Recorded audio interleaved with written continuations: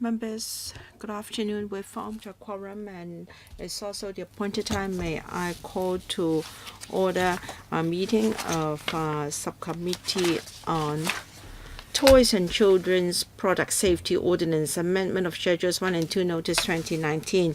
First, we have to elect a chairman for the subcommittee. So a valid nomination should be made by a proposer and seconded by another member. I nominate Mr. Jimmy. Do you accept? I do. Any other nomination? No? Then there is no need to count the votes. It's not really a good practice to do so. All right. If there are no other nominations, then I declare Mr. Jimmy elected.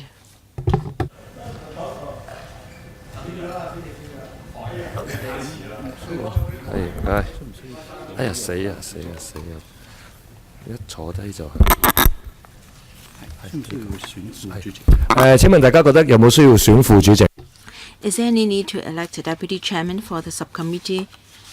If you have no strong views on this, I don't think we need any deputy chairman. Please invite the administration to join us.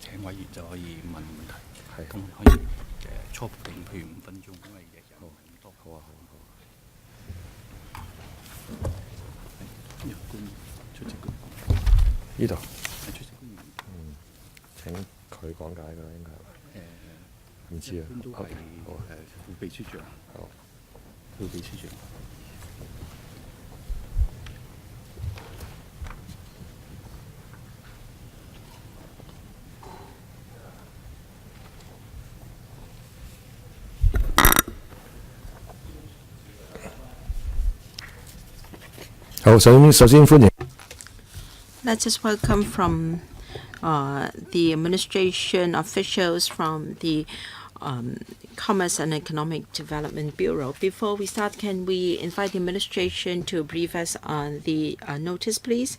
Thank you.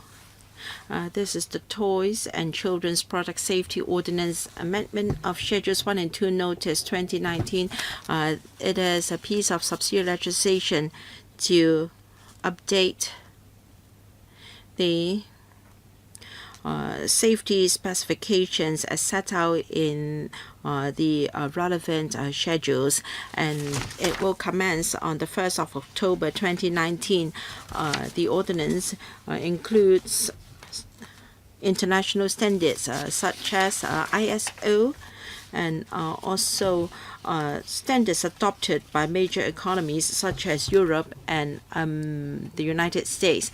And the standards are updated from time to time, and the administration will incorporate the new requirements into the ordinance. This is a regular exercise. In 2017, September, and 2018, similar updates were presented to the Council.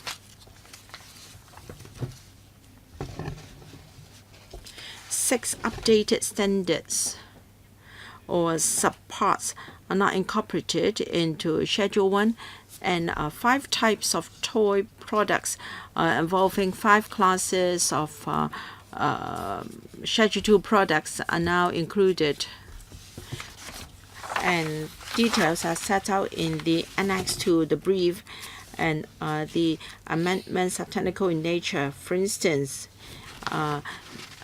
enhancing or raising the threshold for certain materials in these products to update the warnings, and also some textual amendments. In late last year, the administration consulted the public on the amended standards, and children welfare organizations were also consulted. We received 3 submissions, but there was no objection to the proposed updates. We urge members to accept the amended notice. Thank you. Well, in the first round, we will give 5 minutes to each member. Dr. Kiki Kwok. Thank you. Chairman, first, I support the amendment. But most important of all, we have to ensure that the amendments can ensure the safety of children using these products, and also whether we're enforcing the standards properly. Now, in Hong Kong, I'd like to know whether there are adaptations to the requirements in terms of the standards, the requirements, and materials used. And secondly, there are 2 types of registered products in Hong Kong. Some of them use Hong Kong brands. I'd like to know the impact on such products. And secondly, for imported products, how many different places of origin are we talking about? Because if we are talking about local manufacturers, we have to ensure that even though their production lines may be in the mainland, we have to ensure their safety standards. And for imported products, the enforcement agency is the Customs and Excise Department. I'd like to know how much resources does the C&E department have to enforce the standards, because even trademarks and trade descriptions and IQS products and even fitness centers are the subjects of enforcement by the C&E department. So I'd like to know how much resources do they have. For instance, the percentage of sampling among the imported products, because if the coverage is too low, then we cannot really enforce the new requirements. Thank you. As regards whether the ordinance can ensure the safety of toys and products, now it is stated very clearly in the ordinance that a person must not manufacture, import, or supply toys and children's products listed in Schedule 2 unless they comply with all the requirements. As regards enforcement, the C&E department adopts a risk-based approach. At the point of importation, the department will try to intercept substandard products. The coverage is quite wide because all toys and many classes of children's products are covered, and the standards we adopt are on par with those adopted by advanced economies, and these standards are updated from time to time. Whenever these international standards are updated, we will do so promptly, and every time we'll come back to seek the permission of the Council. I will defer to colleagues from the Customs and Excise for implementation details. In the past 3 years, that is from 2016 to 2018, the department has done 4,896 inspections, and 229 cases were found to be in breach of the safety requirements. 30 injunctions and 133 written warnings were issued, and 11 traders were successfully prosecuted. Perhaps I can defer to the C&E for details. Thank you. The Customs and Excise Department adopts a risk-based approach in working on our priorities, and of course we have risk management of individual products. On a regular basis, we inspect what is available in the market, and then we take random checks of high-risk toys, and we also carry out a safety test to ensure the safety of children. We will also enhance the publicity of compliance, and we also carry out public education to enhance the consumers' safety awareness. Yes, please continue. We'll also step up intelligence gathering efforts, and then we intercept at our border points to ensure that such unsafe products will not find their way into Hong Kong. No, I'm talking about the number of manufacturers involved, are local manufacturers involved, and if we talk about overseas brand names, I'd like to know the percentage of checking per 1,000 products, for instance. Now, if you adopt a risk-based approach, now for baby cribs and also high chairs, they are high-risk products because a fall can bring grave consequences. So I'd like to know statistics in relation to such products.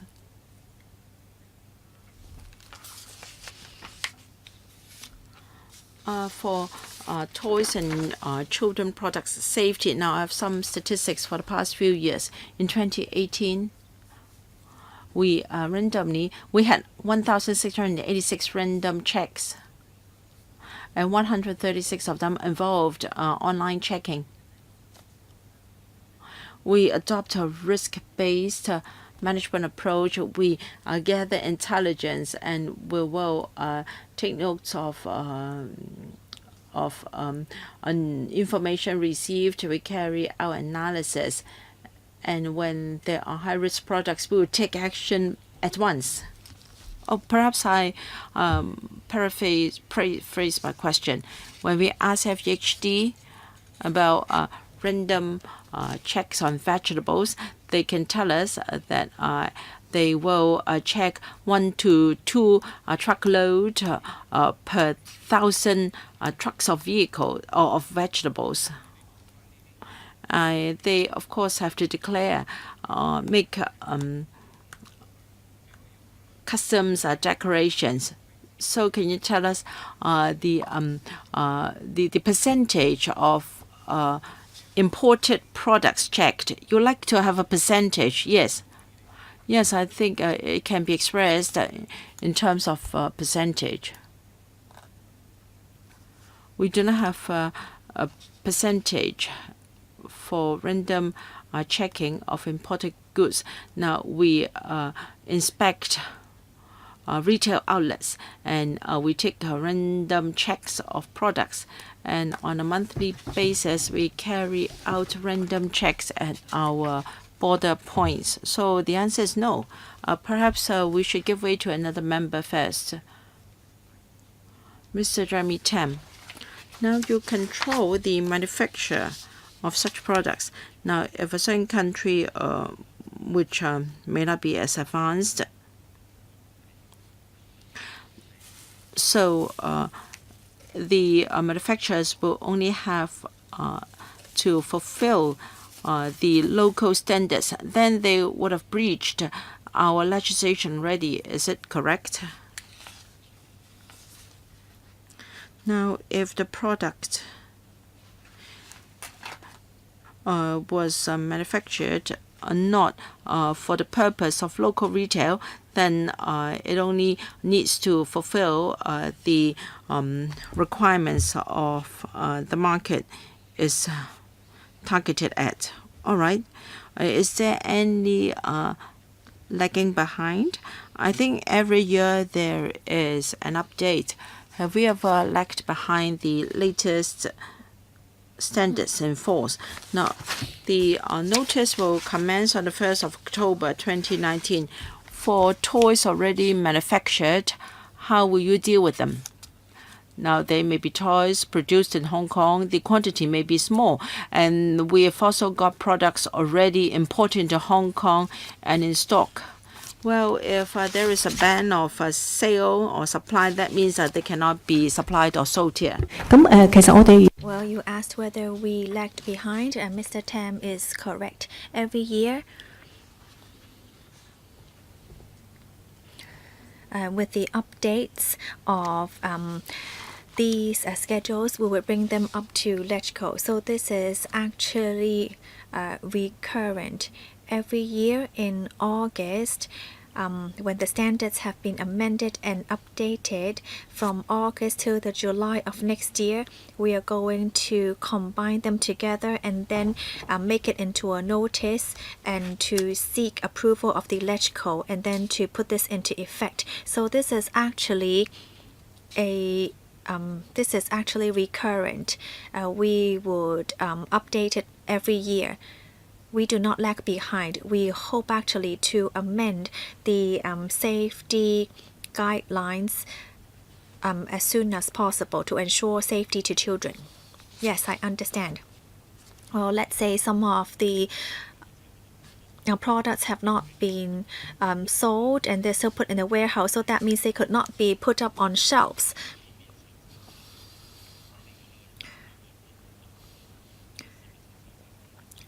So there have been cases in which products are found not to be on par with the standards. Are there cases in which products were still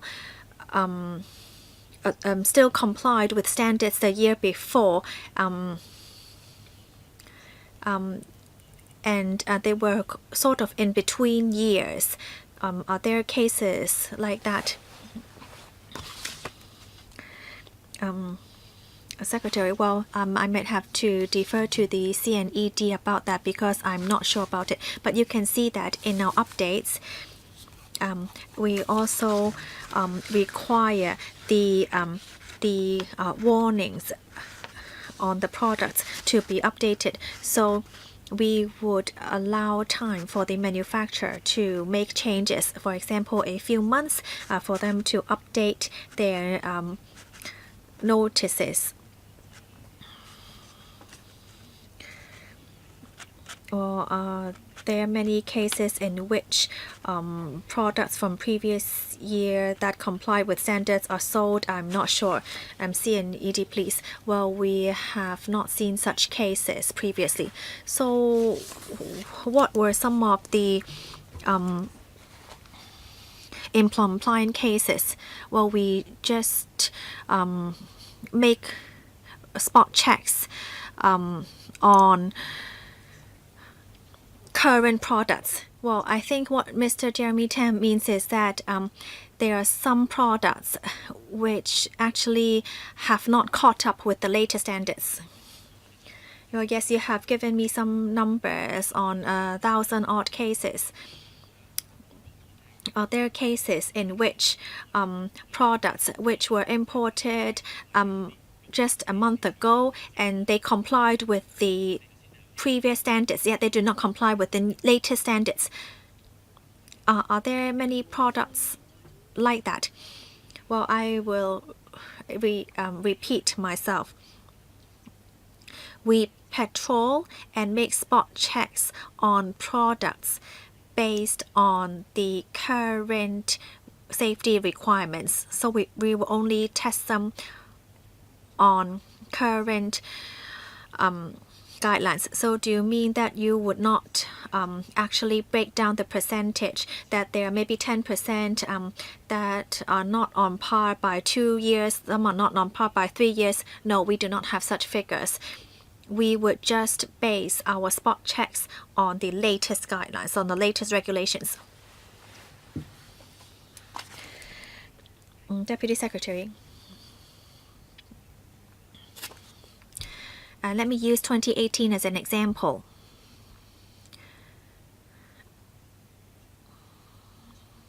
For some of the prosecution rates for 2018, there are some products that will need the issuance of prohibition notices and some written warnings.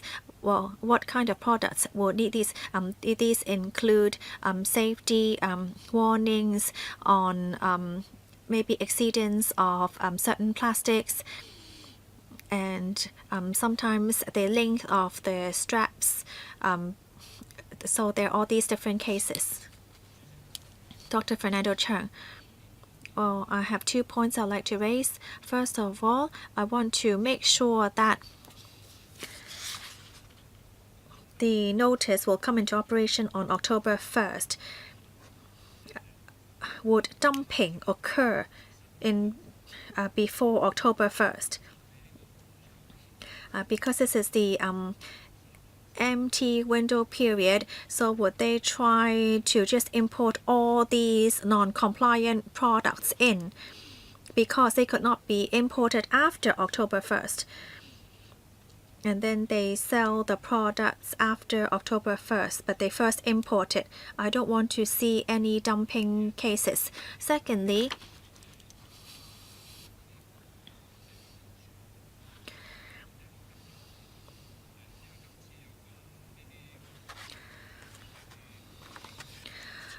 the amendments include children's cots and children's high chairs this time.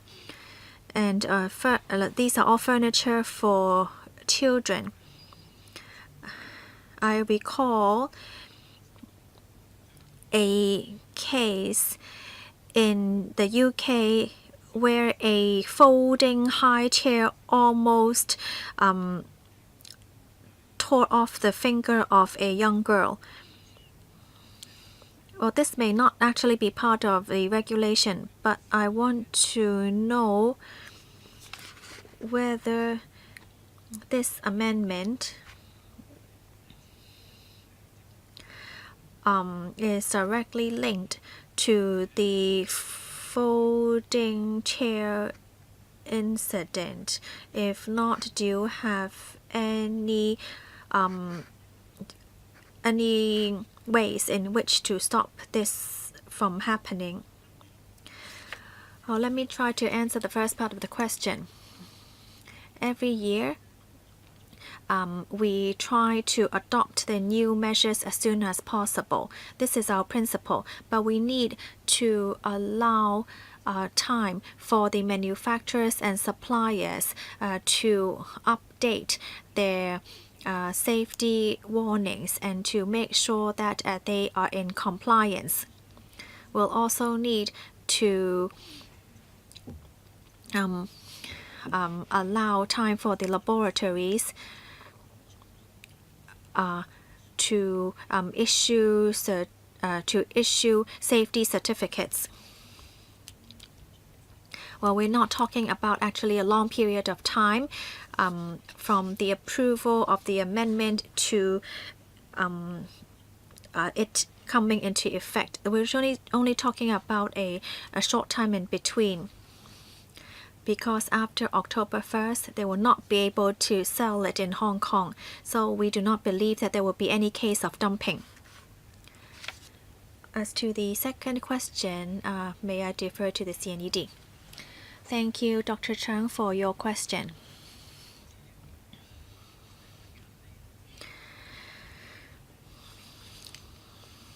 The standard update does not include the IKEA folding chair, but it is under another ordinance called the Consumer Product Ordinance.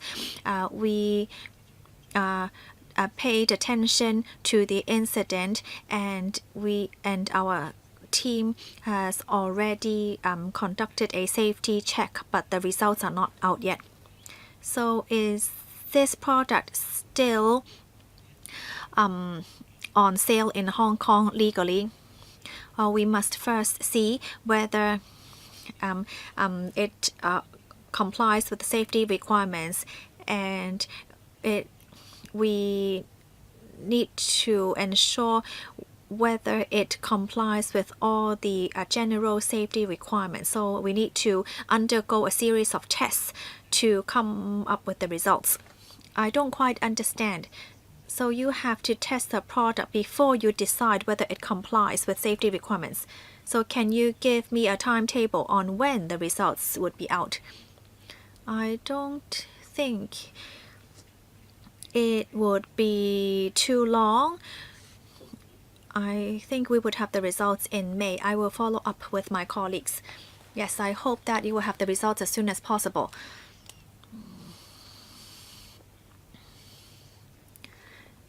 Because I'm concerned with child mortality. In 2015, in a review report on child mortality, it stated a child being confined within a folding table. The committee suggested the CITB prohibiting similar products to be sold in Hong Kong. However, in the report, CNED's response was that you conduct spot checks on a frequent basis and you would follow up based on the Consumer Products Ordinance. You didn't take the recommendation made by the review report. I just felt it very strange because we are talking about children's products here.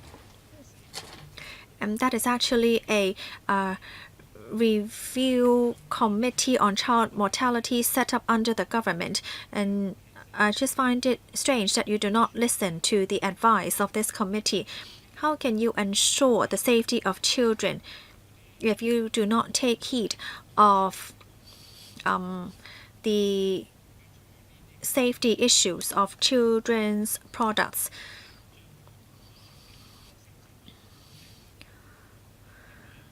How can we make changes to the legislation in Hong Kong to ensure that we can enhance the safety standards in Hong Kong other than just issuing safety warnings? These folding tables and chairs also fall under the Consumer Products Ordinance, and we have followed up with these incidents. In the past 3 years, we have made 261 spot checks on folding tables, and we have not found any unsafe products. We have approached the suppliers and manufacturers and have reminded them to ensure that there will be a locking device to ensure the safety of children. We also try to raise awareness through education and to remind the sector that there must be a safety lock device on the folding tables and chairs. So have you prohibited the import of folding tables without safety lock devices in Hong Kong? Well, we have reminded the manufacturers and suppliers to ensure that safety lock devices are present. Well, so the basic answer is that it's still that this is not a requirement. So don't buy these folding chairs and tables. Well, Chairman, I'd like to follow up. You know that there is a huge risk and that there are mortality cases. Why do you not prohibit the sales of such products? Please answer my question. Thank you, Dr. Kwok, for your question. Well, let me give you some background history on folding tables and chairs. We have seen cases in which children playing with the folding tables and chairs, they treat them as slides, and that's when accidents happen. Well, when we saw those incidents, we immediately started to follow up. Every year, we conduct spot checks, and we also hold seminars to traders to recommend them not to import folding tables and chairs without locking mechanism. And when we find folding tables and chairs without the locking mechanism, we would take action immediately and confiscate all the products to make sure that they are not on sale in the market. We have the authority to do that. So the case was already in the past, and then you have already seized all unsafe folding tables. So you are empowered by the law to require retailers to call back unsafe products. Otherwise, you can issue a summons, right? Well, we have statutory power to require the supplier to recall the products. Otherwise, you can prosecute them. Yes, I have checked the website of the Customs and Excise Department and also websites of other countries. The greatest difference is in Hong Kong, knowledge about safety of children products is limited, and the CNE doesn't take the initiative to disseminate such information. We can only rely on the Consumer Council, which has already got its hands full trying to crack down on unscrupulous beauty parlors together with you. So I don't know whether the Customs and Excise or the T&I department, there should be clear messages sent to the public to educate parents about the safety of children's products. For instance, some of the products are available on Taobao. So how can you enforce your ordinance? There are many unsafe products available on Taobao from the mainland, and they can be dangerous if they are bought by consumers. So how can you educate parents and consumers to avoid buying such products? And why do I name China? Because we all know that China is a manufacturing center, and the US and the UK have banned import of certain products produced in the mainland into the countries. So we may need to be more proactive. And I don't know whether government or the Customs and Excise have checked statistics. I think there should at least be one case per month on cot deaths. Babies are suffocated by the mattress, for instance. They may look like accidents, but they may be related to the dummies and mattresses and also blankets they use. So does the administration take the initiative to educate the public on such matters? Every year, when the notice is approved by the council, the CNE will carry out measures such as organizing seminars to explain to the traders the content of the notice, and they're also advised to order products from reliable sources. And the CNE also also inspect what's available in the market, including those available online. If products are found to be substandard, but there can be hundreds of thousands of products available via Taobao. And yes, the CNE should not be responsible for consumer education, but which department should be responsible for that?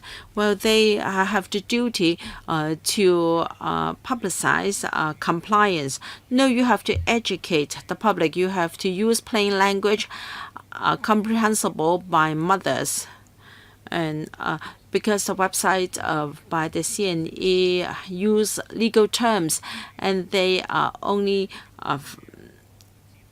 comprehensible to importers and traders.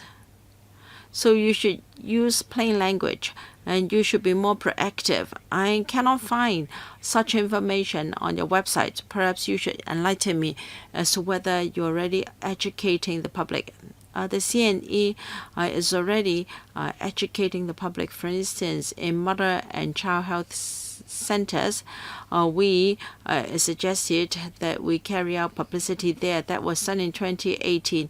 CNE had 3 operations there, but then because of the seasonal flu upsurge and also measles, we were asked to suspend the work by the MCHS. I believe when the flu season is over, the work will resume at MCHS. And every year when the notice is amended, they will publicize it. In other countries, they have a commissioner for children's products. It may be a government subvented body, and its duty is to advocate and promote legislation and public education and to carry out research and development so that we can have even higher quality products. So can we have a similar setup in Hong Kong?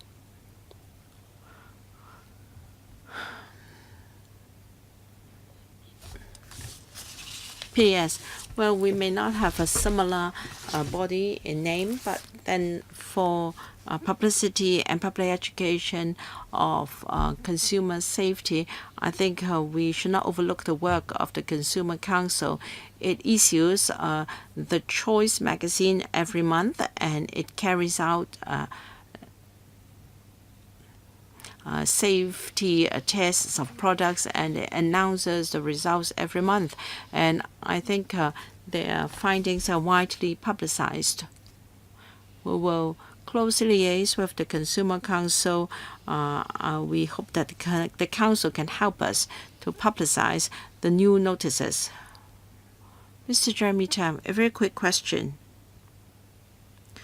Now,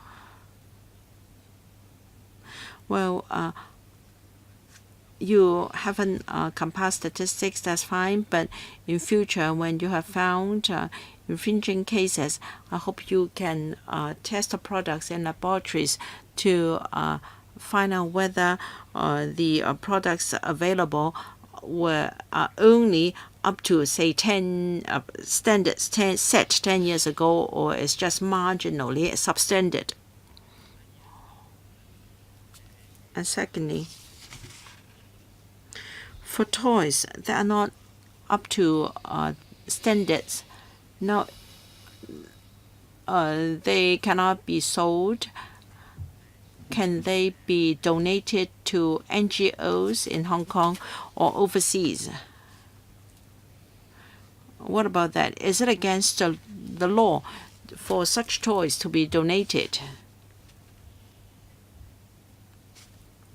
Well, the supply of such products is regulated by the Ordinance, and there is a definition for supply in the Ordinance. Please allow me some time to find out the definition of supply. Yes, please.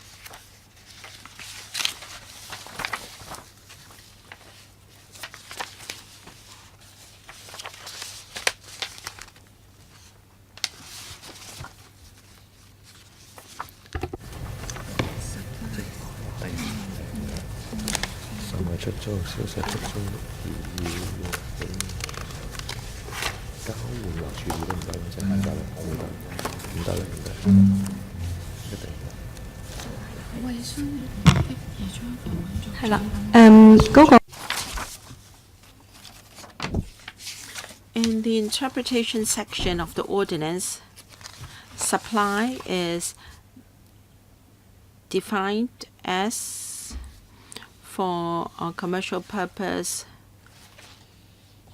the giving out of the product as a gift or as goods. So this act will be caught under the Ordinance. Then if a manufacturer has a large quantity of such products, it may want to donate the products. A political party may be a receiver, and if I organize a lucky draw thinking that the products can be given out as prizes, that even though I don't charge anything for the products or prices, I am still against the law. Am I correct?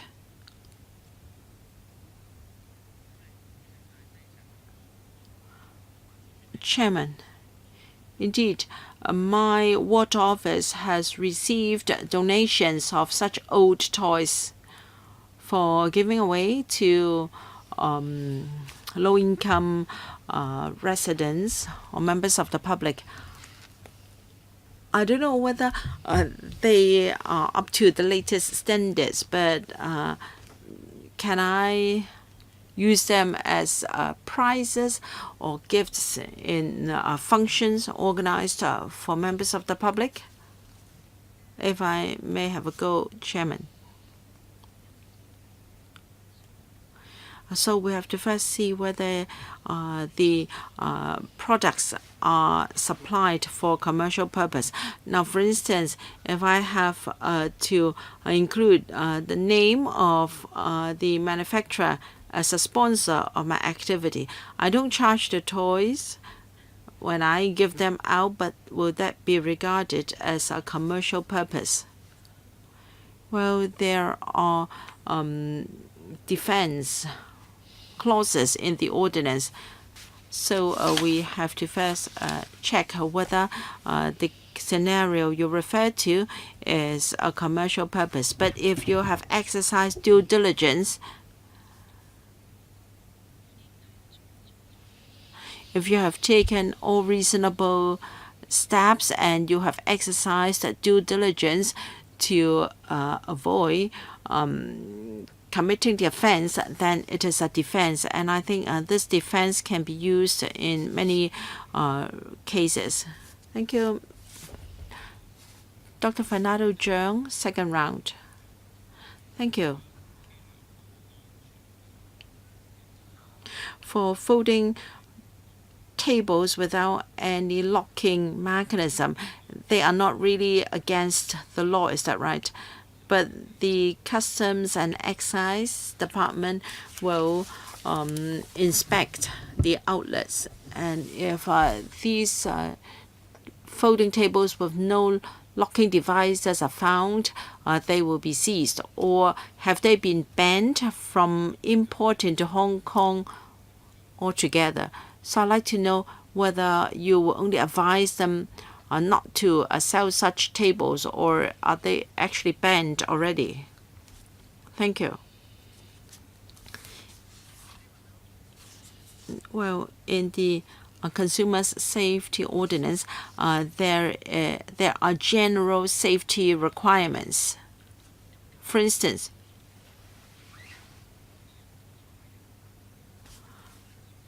now we can't say that a product is doesn't comply with this requirement, even though you can make it safer.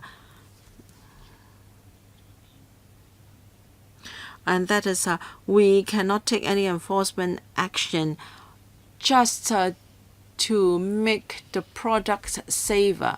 All right, this is rather passive. This is not proactive enough.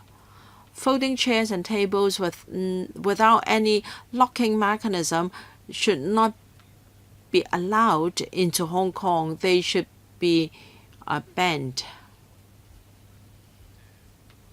And if you find such products in your inspections, they can be seized.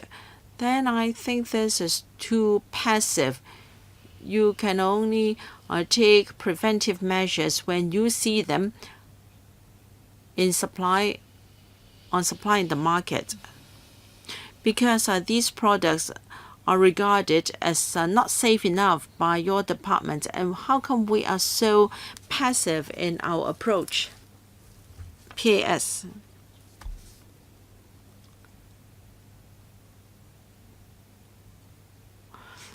Folding chairs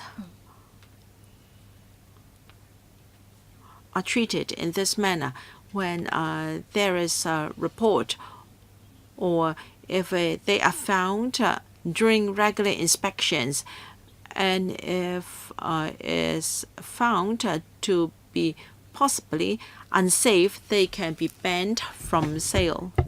首先。 Oh, they might first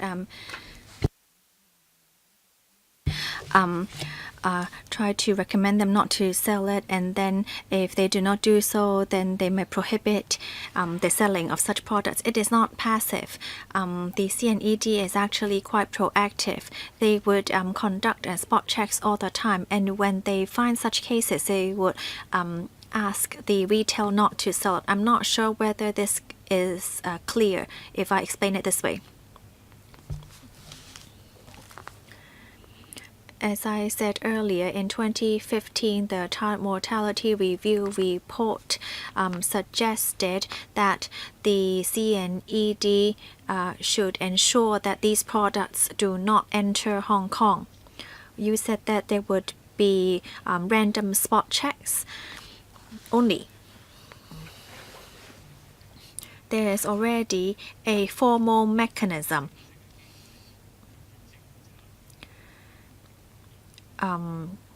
giving recommendation. But you do not listen to the advice. You only tell me that you conduct safety spot checks, and if they are found to be in compliance, then the products would be prohibited to be sold. You should actually take the initiative to prohibit these products to be sold in Hong Kong. You're just telling the retailers that if you're unfortunate enough to be inspected by us and found in compliance, then you will not be able to sell it. We already know that folding tables and chairs without locking mechanisms are high-risk products because it could lead to many accidents. Yet you do not listen to such advice. I really do not know how we can make changes in the policy. Now, P.S. Dr. Cheng's suggestion is to try to make this into legislation. I think that the government has heard your view. Simply put, if there is such an imported product, the CNED will not allow the products to be sold.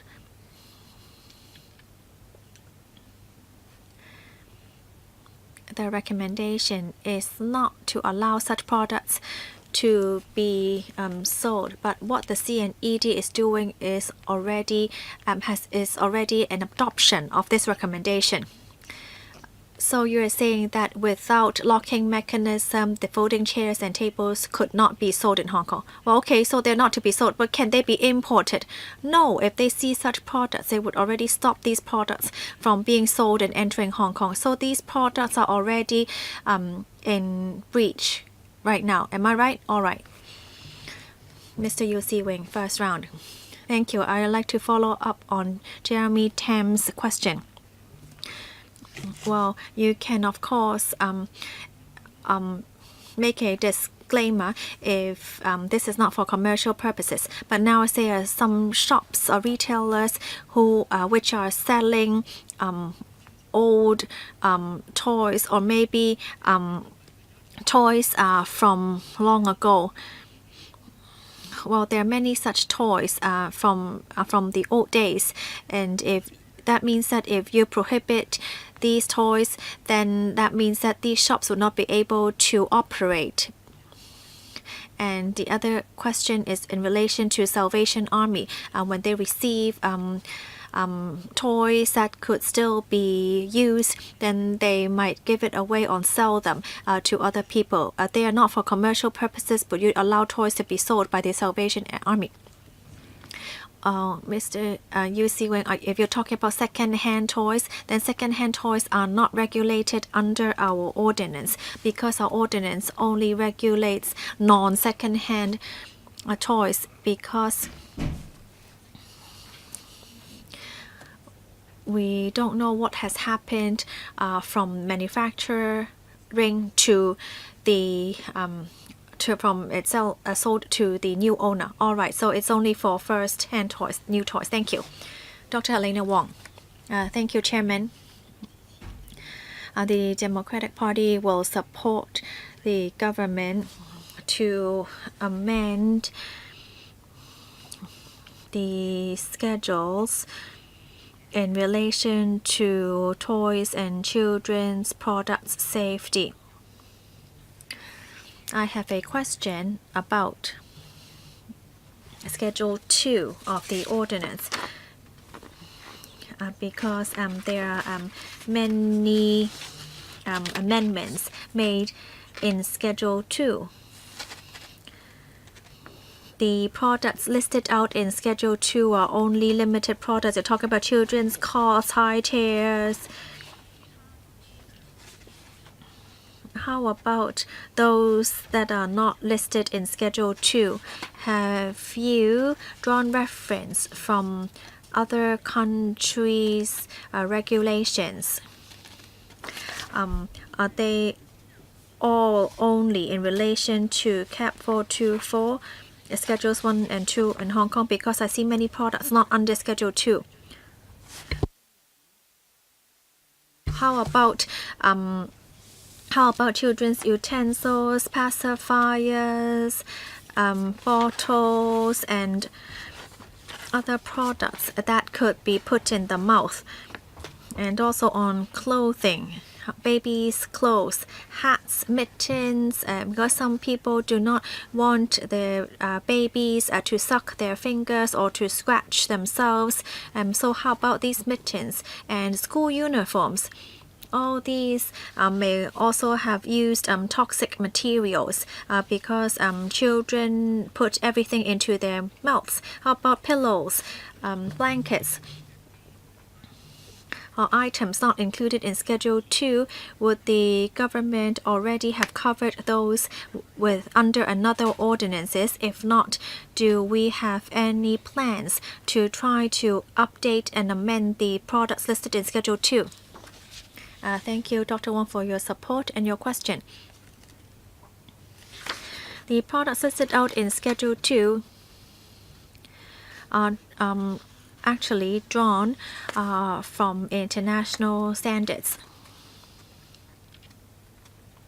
We have already included many of the products in Schedule 2. In 2014, we introduced a new subsidiary legislation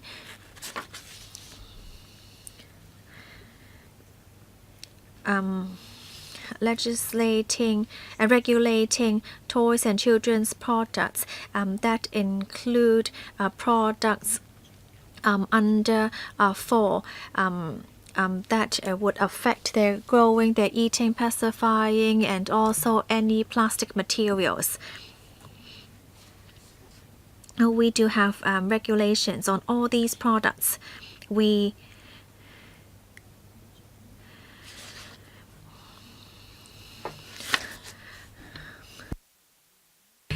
regulate that some of the plastic chemicals must be lower than what is listed in our regulation. So all of these products would be under the ordinance. That would include all these pacifiers for children under 4. Some products may not fall under these, but they are also regulated under the Consumable Safety Ordinance. The CITB will also look at the individual products and to use and to draw reference from international standards to make sure that the products comply with safety requirements. I know, Chairman, if you did not list this out in Schedule 2, then I know that this would be under the Consumer Products Ordinance. But that is only like just a general ordinance, there are no like specific requirements on whether you're using the European standard or the US standard. So actually for manufacturers or consumers, they would not clearly know how to choose which products to use. P.S.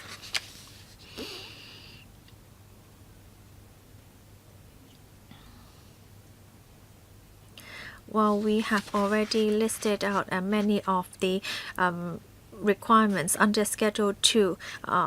These actually comply with international standards. How about clothing, including school uniform? These are not included in Schedule 2. So which would these fall under? School uniforms would be under Consumer Product Safety Ordinance, but does it make clear the materials used for the uniforms and guidelines in safety? Well, no, actually there are many such products. The legislature will not make specific requirements for each product, but CNED will make reference from products in other countries, and they would use a reasonable standard. They would also seek expert advice on which standards to use. So be rest assured, Dr. Wong, that these they must comply with certain safety requirements. Well, Chairman, I'm asking whether you should expand the scope to set safety requirements for certain products. You say that you just need to go back into the consumer products. Well, that doesn't make clear any of such standards. So why doesn't the government look into regulating products that relate to children and babies to ensure that no toxins are used? Have we compared with other countries to see where we lag behind and where we could improve ourselves? Well, I'm sure the government has heard your views. We will review it and look into the international trends. For example, for the phthalate plasticides, we would follow up. Dr. Fernando Chang, I'd like to follow up on my question. 2 years ago, the a test was made on foam toys. Toys used with foam, and some microbiological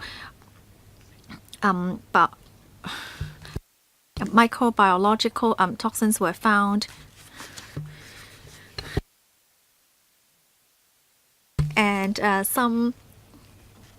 And it was found in other countries that after playing with these products with foam, then it would cause that there would be a bacteria that would bring in disease.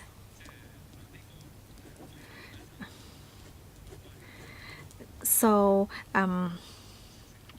I said that the CNSD has already followed up. I'm not sure whether you have followed up on this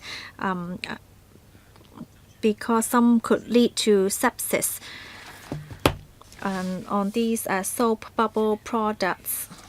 Do you have any new follow-up and to consider the including these in your standards? Deputy Secretary. Well, we have kept ourselves updated on the report, and the consumer product report stated that they would look into the to look into the recommendations, to look into the microorganisms found in soap bubble products.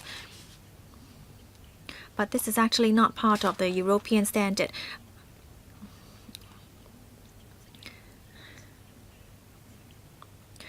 all the 34 European Union countries adopt the European standard, but this is actually not part of the standard. So what is recommended by the Consumer Council is actually not a European standard. It's just a recommendation. But we do have regulations on the microorganisms, and so we do already have similar regulations. So you are of the view that the current requirements are sufficient to avoid problems associated with products named by the Consumer Council. P.S. We have 3 international standards here. They're adopted by advanced economies. So we are of the view that if they adopted in Hong Kong, we can give due protection to children.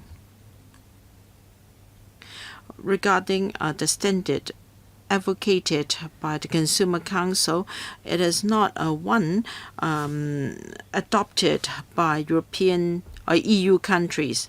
Now, I am not an expert, but according to media reports,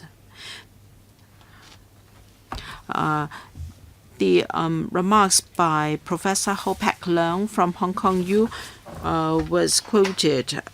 It is said that this kind of microorganism can cause serious infections for children with poor immune system and with superficial wounds. Serious conditions can result, and there are similar reports in Taiwan. All right. Now, if this kind of microorganism is found, because they are not on your list, and some experts are of the view that this microorganism is a problem. Now, soap bubble toys are quite common among children, so shouldn't you be more cautious? We do require toys to attain a certain hygiene standard. This is for sure.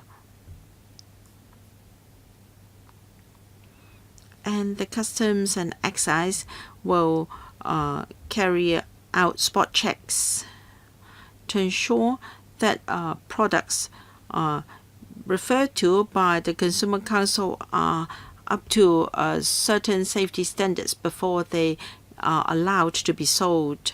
So we adhere very strictly to our safety standards. No, my questions have been answered. The microorganism referred to by the experts, and you told me that the microorganism had nothing to do with your standards.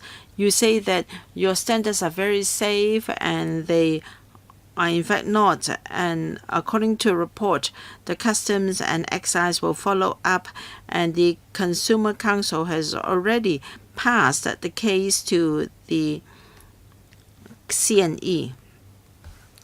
Perhaps you should discuss with the Department of Health to see how serious this problem is. Is that what you mean, Dr. Fernando Cheung? Yes, exactly. Any response from the CNE? Will you consider following this up? Thank you. Yes, we will try our very best to follow up. If certain microorganism or bacteria or suspected unsafe materials are in certain toys, we will defer to the views of experts. We will try to set up standards to deal with such cases.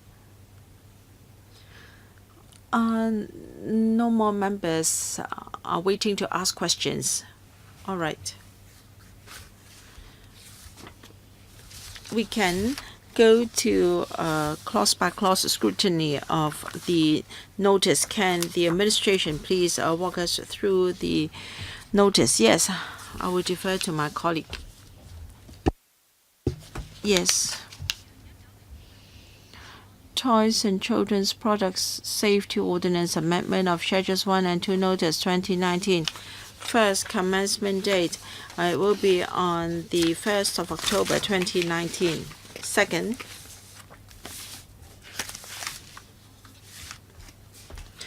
Toys and Children's Product Safety Ordinance amended as set out in sections 3 and 4. Do you have a marked up copy for us? Perhaps that will facilitate our scrutiny. Or we have it in our bundle of papers.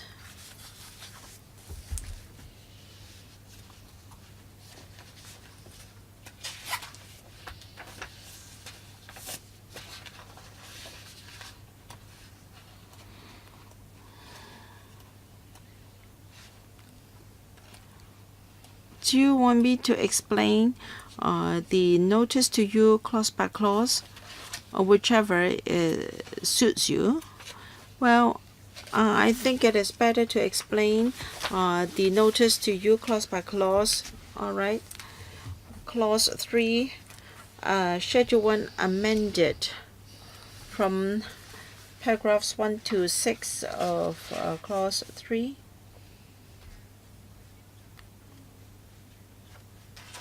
This is to repeal the old standards and substitute it with new standards. I don't think I have to read out the standards one by one, right? Clause 4, Schedule 2 amended. From 1 to 7, items 1 to 7 of clause 4, we are replacing old standards with new or updated standards. And I don't think I need to read out the standards one by one. And that already completes the whole notice. All right. Members, do you have any view on the clause by clause scrutiny? If not, the notice is passed. Do we need to convene any public hearing? No? Members, please note.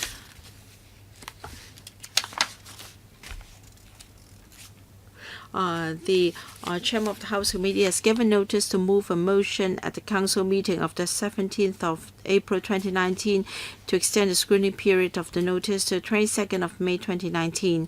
However, as the motion could not be dealt with before the adjournment of the said Council meeting, the 28-day scrutiny period of the notice would lapse upon its expiry on the 1st of May 2019.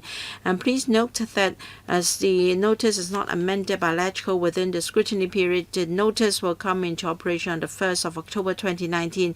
Still, the subcommittee can still proceed to study the notice and report its deliberations to HC upon completion of our work.